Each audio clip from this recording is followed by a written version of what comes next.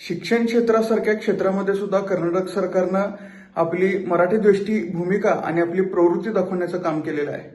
कर्नाटक सरकारच्या 10वीच्या निकालांमध्ये सीमा भागातल्या विद्यार्थ्यांच्या जी निकाल पत्रिका आहे त्याच्यामधला मराठी हा शब्दच गायब केला आहे आणि तो ब्लँक ठेवून त्याच्यासमोर फक्त मार्क घातलेले आहेत आणि बाकी इतर भाषा घालून त्यांच्यासमोर सगळे ते व्यवस्थित बाकीचे मार्क घातलेले आहेत. यावरून खऱ्या अर्थानं कर्नाटक सरकारचा मराठी द्वेष त्या ठिकाणी परत एकदा दिसून येतोय.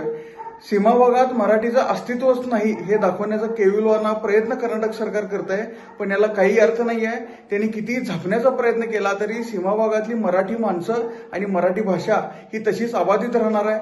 आम्ही ह्या चळवळीला पूर्णत्वाला घेऊन गेल्याशिवाय शांत बसणार नाही हे परत एकदा ठणकावून मी कर्नाटक सरकारला सांगतोय.